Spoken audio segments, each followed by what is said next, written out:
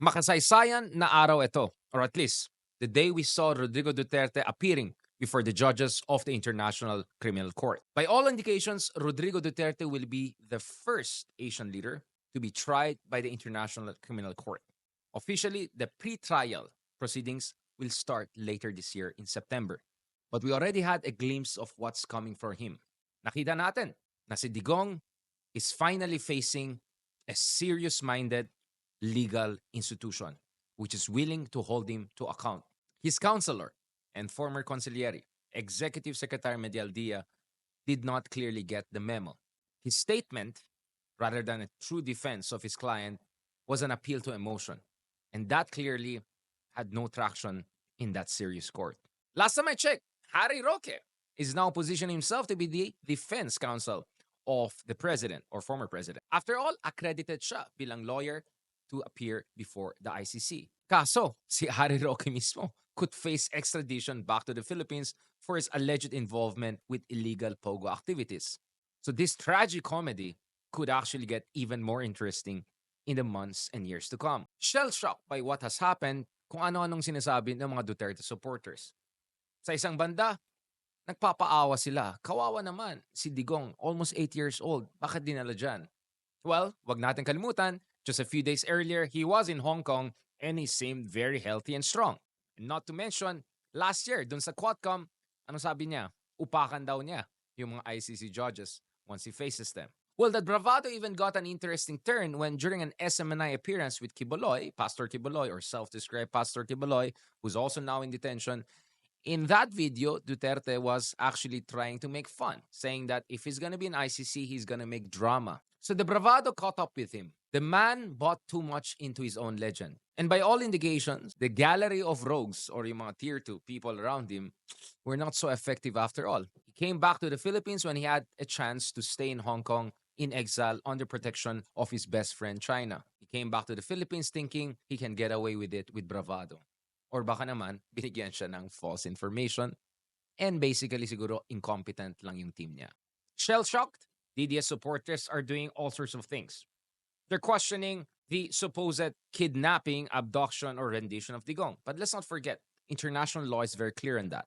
Former ICC judge Raul Pangalangan has made it very clear that there's a clear precedence na actually yung mga international criminals who have been appearing before other courts in other countries, including ICC, they tend to be taken not on a voluntary basis.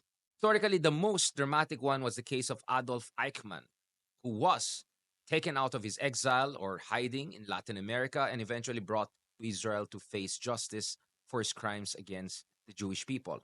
In particular, his involvement in the Holocaust against the Jews.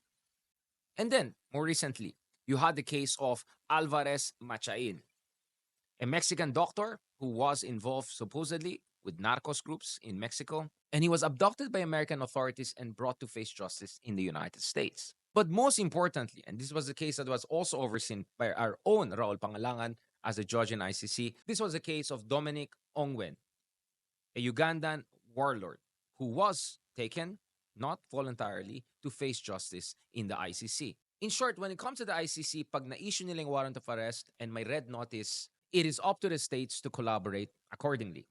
And that is what the Marcos Jr. administration has been doing.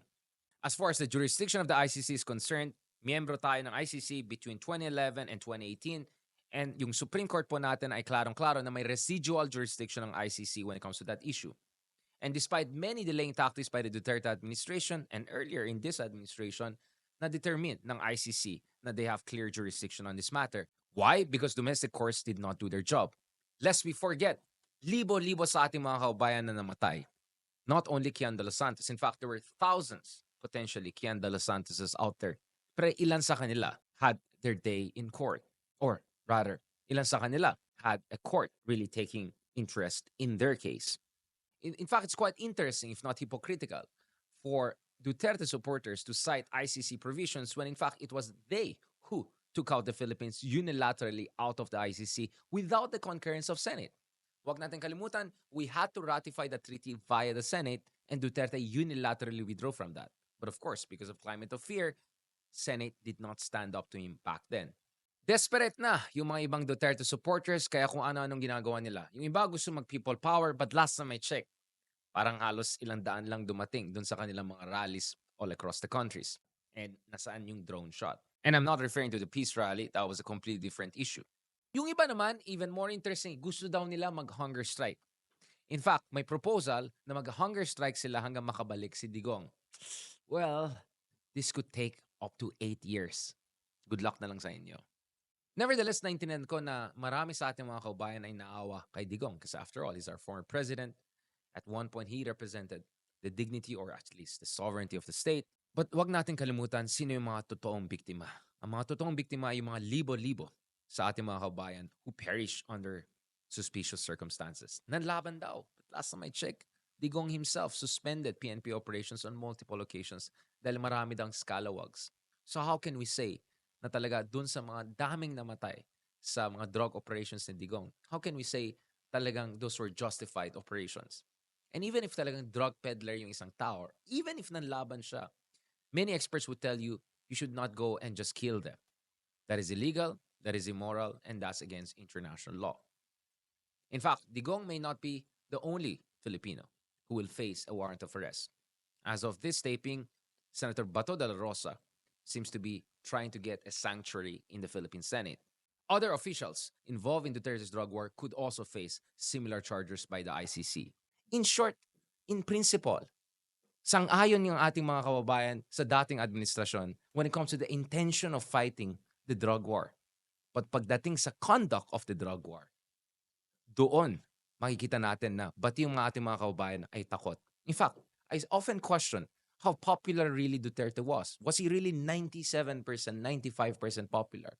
How can you really measure popularity of someone when 7 or 8 out of 10 Filipinos were scared na mabiktima sila ng EJK?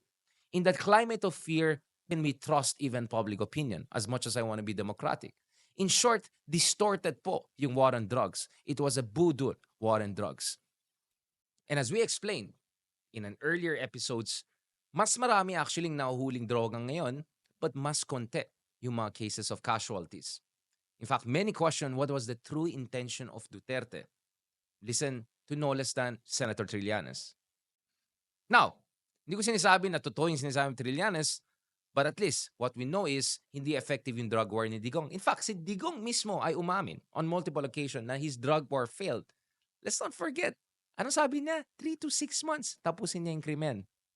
Diba? Pudol yan. Ano bang dapat gagawin natin moving forward? Well, ayon sa Supreme Court of the Philippines, may residual jurisdiction ang ICC over the crimes committed nung time na member pa tayo ng Rome Statute or the ICC. Pero ang katotohanan dito is we need to rejoin the ICC to have credibility. In fact, the whole process will not have full credibility unless we rejoin the ICC. And wag natin kalimutan, we joined the ICC as a treaty. This was ratified by the Philippine Senate, and many legal experts would say na Duterte's unilateral withdrawal from the Rome Statute and the ICC should have enjoyed the concurrence of the Senate, which it didn't. But then again, anong ma-expect natin sa Senate nun? Everyone was in fear of Rodrigo Duterte. It was a climate of fear. So the least we can do, at least in my opinion, is to rejoin the ICC and make a principled stance on why we need justice. At ito yung pinaka-importante. Kailangan natin marinig yung kwento ng mga biktima. Hindi isa, hindi dalawa, pero libo-libo sa ating mga kaubayan at yung mga survivors ng EJK or yung mga pamilya nila. What we need is nothing less than a truth commission, a justice commission, a reconciliation commission. Yun po ang kailangan natin. So hopefully, sa darating na Kongreso, after these elections, we can push for rejoining the ICC as a responsible member of the international system. And more importantly, dapat magsasagawa tayo ng isang Truth Commission investigation para malaman ng ating mga kaubayan ano talaga nangyari at ano yung mga sufferings, yung pains, at ano yung mga talagang trahedya na nangyari sa libo-libo ng ating mga kaubayan. But don't worry, this will not be our last episode on this issue. Mukhang September pa yung first pre-trial proceedings sa ICC, and some would say, dahil napakabigat yung mga kaso laban kay Digong, baka tatagal pa ito ng 6, 7, or 8 years. Some would say perhaps the rest of his life. Historic moments, dramatic moments, and for ICC, which has struggled to get anyone to justice in recent years, Warrant of arrest against Putin, mm, warrant of arrest against Netanyahu, not working. Yung mga Taliban leaders, paano mo naman hanapin? But now they have Duterte, and for sure, ICC will also make the most out of this. So abangan, trial of the century.